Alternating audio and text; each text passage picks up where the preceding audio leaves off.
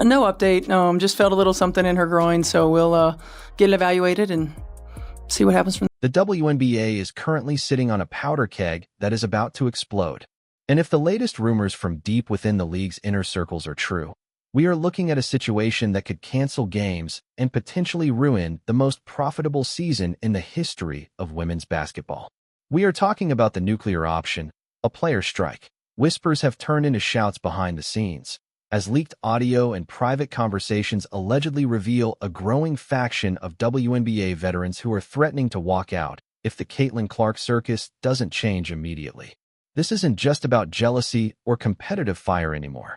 This has morphed into a full-blown labor crisis, where players feel the league is creating a hostile work environment by prioritizing one rookie over the safety, sanity, art, and legacy of the women who built this sport for the last 28 years. The narrative being pushed in the media is one of growing pains.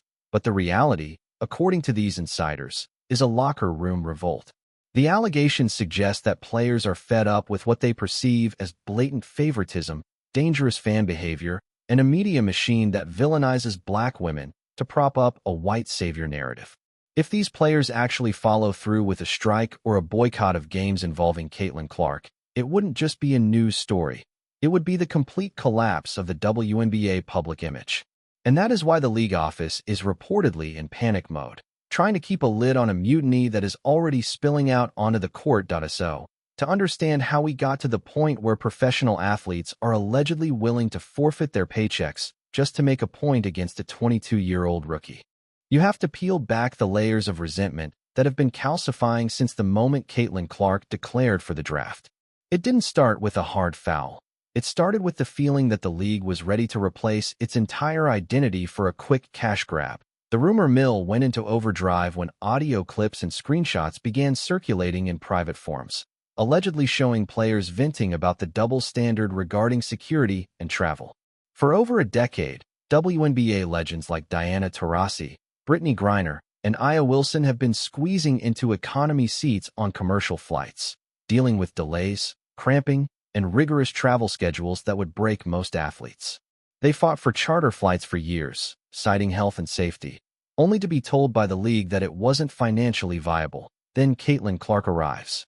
Suddenly, because of the security risks associated with her massive fame, the league miraculously finds the budget to roll out a charter flight program. While on the surface this helps everyone, the leaked sentiment from the locker rooms is one of fury.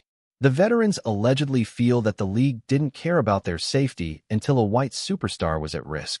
This narrative of privilege has poisoned the well. It sent a message to the locker rooms that they are second-class citizens in their own league, mere supporting characters in the Caitlin Clark reality show.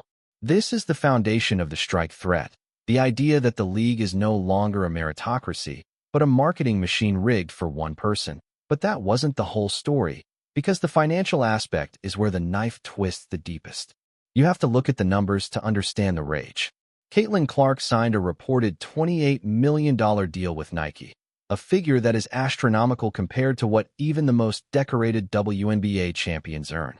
While the players know that Nike is a separate entity from the WNBA, the optics of Clark walking into the league with a signature shoe deal before playing a single professional minute rubbed many the wrong way, especially when a player like Aya Wilson, a two-time champion, two-time MVP, and Defensive Player of the Year, had to wait years to get her due. The rumors suggest that this wealth gap has created an unbridgeable divide. When you have players grinding for overseas contracts in Turkey or Russia during the off-season just to pay their mortgages, seeing a rookie handed the keys to the kingdom creates a level of animosity that no amount of PR training can hide. The alleged conversations suggest that players feel disrespected, not just by the money, but by the lack of acknowledgement for who actually carries the league on the court. They are asking, why should we bust our bodies setting screens and diving for loose balls to make a rookie look good, when the world only cares about her? This financial jealousy is the fuel, but the spark that nearly lit the fire was the physical targeting that the media has been obsessing over. We all saw the Kennedy Carter incident. It was the hip check heard around the world. When Carter knocked Clark to the ground and reportedly called her a name, the sports world exploded. But what the mainstream media missed, and what the leaked rumors clarify, is that this wasn't an isolated incident of rage. It was allegedly a message from the league's enforcers. The speculation is that the veterans have tacitly agreed that rookie hazing needs to be turned up to 11 for Clark, not just to test her, but to humble her and her fan base. However, the backlash to that foul is what reportedly triggered the strike talks. When Carter was demonized by national media, called a thug, and harassed by thousands of hateful comments online, the other players allegedly rallied around her. They felt that the league did nothing to protect Carter from the racist abuse she received from Clark's new fans. This is a crucial point in the strike theory. The players allegedly feel that the WNBA is happy to take the money from these new fans, but refuses to condemn the toxicity they bring. The players are reportedly saying, "If you want us to play, protect us from the mob." They feel that every time they play defense against Clark, they are risking their reputation and their mental health because the Caitlyn cult will descend on them with vitriol. This has created a us versus them mentality, where the players feel they are at war not just with an opposing team, but with the fan base itself. And what happened next shocked everyone, because the media war escalated things to a point of no return. You have personalities like Pat McAfee calling Caitlyn Clark a white star on live television, meant as a compliment, but received as a massive insult to the rest of the league. And Stephen A. Smith constantly berating the WNBA players for being jealous. This media narrative has allegedly pushed the players into a corner. They feel that no matter what they do, they are the villains. If they win, they are bullies. If they lose, they are washed up. The leaked rumors suggest that the strike threat is a way to reclaim power from the media. The logic is simple. You think Caitlyn Clark is the only thing that matters? Fine. Let's see you broadcast a game with 5 empty roster spots on the other side. It is a game of chicken. The players know that the WNBA product relies on the high-level competition that they provide. Clark is a shooter, but she needs someone to pass to, someone to screen for her, and someone to defend. If the collective talent of the WNBA decides to sit out, the Caitlyn Clark show becomes a solo practice session, and the league loses its legitimacy. This is the leverage they hold, and they are allegedly willing to use it if the disrespect continues. We also need to talk about the racial dynamics fueling this fire, because you cannot tell this story without them. The WNBA has been a league dominated by black women who have been at the forefront of social justice movements for years. They dedicated their seasons to Breonna Taylor. They fought for Brittany Griner. Now they see a fan base entering the arena that they perceive as hostile to their very existence. The leaked discussions allegedly highlight a deep sense of betrayal, that the league is pivoting to cater to a demographic that doesn't respect the culture of the WNBA. The strike threat is, in many ways, a demand for cultural respect. Players like Angel Reese have become lightning rods in this culture war. Reese, who has performed incredibly well as a rookie, is often cast as the villain to Clark's hero. The players see this dichotomy, and they reject it. They see Reese getting fined for not talking to the media after a loss where she was visibly emotional, while Clark gets treated with kid gloves. This double standard is a constant topic of conversation in the rumored group chats. They feel the officiating is skewed, the media coverage is biased, and the league's marketing is one-sided. The threat to strike is a way to say, "We see what you are doing, and we won't participate in our own erasure."